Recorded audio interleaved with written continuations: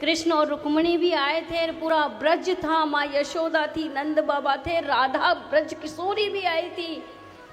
तो रुक्मिणी ने कहा कि मुझे राधा के दर्शन करने हैं, ब्रजरानी के, अगर आप आदेश दें द्वारकाधीश तो मैं दर्शन कर आऊं। तो प्रभु ने कहा जाओ रुक्मिणी, मिल के आओ, इससे श्रेष्ठ कुछ हो नहीं सकता। बोला उपहार में क्या ले जाऊं? बोला उपहार में दूध ले जाओ, उनको पसंद आएगा। दूध लेके चली गई थी रुक्मिणी गरम गरम,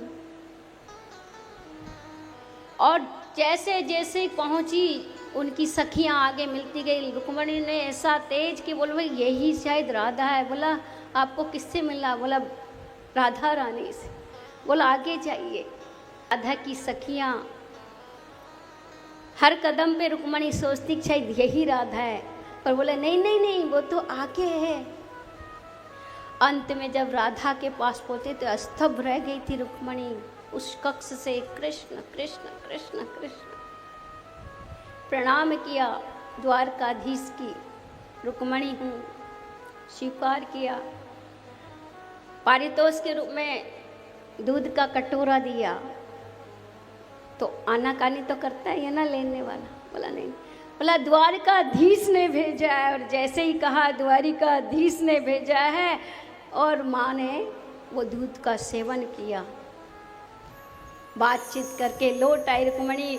आके देखते हैं तो कृष्ण जी के चरणों में फफूले बन गए थे। बोला प्रभु नारायण, मैं तो अभी आपको स्वस्थ छोड़ के गई थी, आपके चरणों में क्या कर हो गया? तो प्रभु बोलते हैं रुक्मिणी, पहले तो घाव देती हो और फिर महरम लगाती हो, तुम्ही ने तो घाव दिया है। बोला मैंने घाव दिया है। बोला हाँ, बताओ क्या करके आई? बोला कुछ नहीं, मैं तो रुक्मिणी राधा से मिलके आई हूँ। बोला क्या लेके गई थी?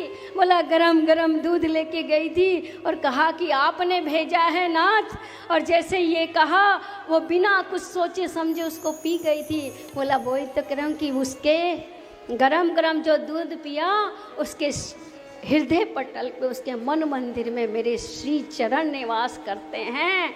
राधा को तो कुछ नहीं है, लेकिन मेरे चरणों में फफूले पड़ गए। पहले जला देती हो और फिर महरम लगाती हो। तो प्रेम तो ऐसा हो कि कृष्ण के बिना राधा रह ना पाए, राधा के बिना कृष्ण रहे।